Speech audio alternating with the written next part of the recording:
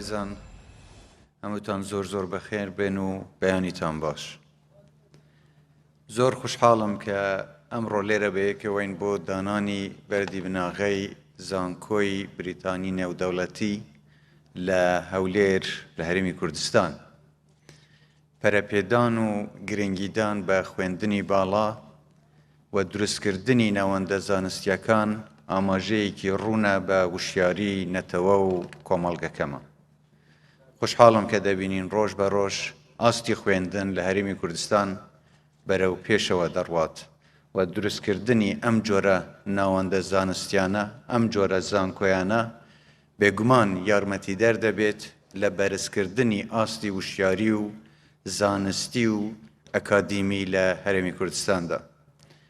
لێرە جێخۆیەتی من سوپاسی خاتولاجان و دکتۆر کۆدۆ بکەم و هەموو ئەو بەڕێزانەی تر کە ئەم لەگەڵ ئەم بیرۆکەیە بوون و ئەم ڕۆیاییان کرد بە کردار و لێرە بەردی بناغەی ئەم زانکۆیەدا دەنێین. جێخۆیەتی هەروەها من سوپاسی بەڕێز سەرکونسوڵی وڵاتە شانشینی یەکگرتوو بکەم و هەروەها سوپاسی باڵوێز بکەم، سوپاسی هەموو ئەو بەرپرسە باڵانەی کە لە لەندەن یەکترمان بینی بکەم کە هەمویان بە پەرۆشەوە بوون بۆ دروستکردنی ئەم پرۆژەیە. هەروەها سوپاسی وەزارەتی خوێندنی باڵا دەکەم کە دەورێکی سەرەکی و کاریگەری هەبووە لە ئەنجامدانی ئەم پرۆژەیە. ئێمە چەندین زانکۆی ترمان هەیە و هەر زانکۆیەک لە کوردستان بە پێی توانا و شارەزایی و پسپۆری خۆی توانیویەتی کاریگەریەکی ئەرێنی لەسەر کۆمەڵگەکەمان دروست بکات و دڵنیام ئەم زانکۆیەش دەتوانێت جێدەستی خۆی دیار بکات و بەشێکی تر بێت لەم پرۆژە زانستیەی لە هەرێمی کوردستان کە دەستمان پێ کردووە. حکوومەتی هەرێمی کوردستان پەرەپێدان بە کەرتی زانستی کردووەتە بەشێک لە کارە هەرە لە پێشینەکانی خۆی و ئێمە هەموو هەوڵێکمان داوە بۆ ئەوەی یارمەتی پەروەردە و خوێندن و زانستە ئەکادیمیەکان و ناوەندەکانی بەرزی ئەکادیمی لە هەرێمی کوردستان بدەین و بێ ئاگاش نین لەوەی کە کێشەمان هێشتا زۆرە، کێشەی نیشتەجێبوونی و قوتابی بێ یانیش کێشەی گرنگیدان بە خواست و ویستەکانی مامۆستایان و ئەو ناوەندە ئەکادیمیانە بێت. بەڵام بەڕێزان لە بیرمان نەچێت کە تموحی ئێمە و داواکاری و پێداویستیەکانی ئێمە تا ئێستا زیاترن لەو ئیمکانیاتانەی کە لە بەردەستی ئێمەن. بەڵام ئێمە ناوەستین و هەوڵ دەدەین هەرچیمان کرد بێ ئەو پێداویستیانەی کە زەرورن بۆ پشتیوانیکردن لەم کەرتە دابین بکەین و حکوومەت بەردەوام پاڵپشتێکی سەرسەختی ئەم کەرتە دەبێت.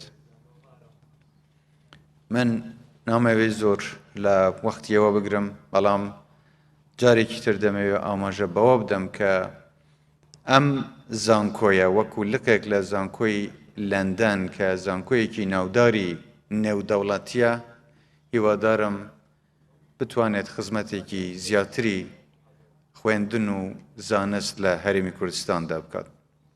لێرە جێخۆیەتی من ئاماژە بە خاڵێکی تر بدەم، هەر مادەم فرسەت هەیە باسیەوە بکەم کە ئێمە لە هەوڵەکانی خۆمان بۆ باشترکردنی بارودۆخی هەرێمی کوردستان بەردەوامین، بە تایبەتی لە گفتوگۆکانمان لەگەڵ حکوومەتی فدرالی بەردەوامی نوشاندەکانمان بەردەوام سەردانی بەغدا دەکەن بۆ گەیشتن بە چارەسەری گونجاو بۆ هەموو ئەو خاڵانەی کە تاکو ئێستا کێشەن یانک و چارەسەری گونجاوی بۆ نەدۆزراتەوە. شاندەکانی ئێمە بەردەوام دەبن لە سەردانکردنی بەغدا و هیوادارین هەردوو لە شانداڵ و گۆڕ بکەن تاکو ئەگەینە ئەنجامێک لە کاتێکی دیاریکراودا. چارەسەرکردنی گرفتەکان لە هەر کەرت و لە هەر سەکتەرێکی تر بێ بێگومان یارمەتیدەرێکی زۆر دەبێ بۆ پەرەپێدانی وەزئی هەرێمی کوردستان لە هەموو ڕۆیەکەوە. بۆ ئێمە ناوەستین، ئێمە ئومێدمان زۆرە کە بە پشتیوانی خوا و ئێوەی خۆشەویست بەبێ ئەوەی سازش لەسەر هیچ مافێکی دەستوری خۆمان بکەین، داکۆکی لەسەر دابینکردنی هەموو ماف و پێداویستیەکانی خەڵکی خۆمان دەکەین. جارێکی تر بەخێراتنی هەمووتان دەکەم، تەمەنای سەرکەوتن دەکەم و هیوادارم ئەم زانکۆیش سەرکەوتوو بێت و کوردستانیش هەر ئاوادان بێت.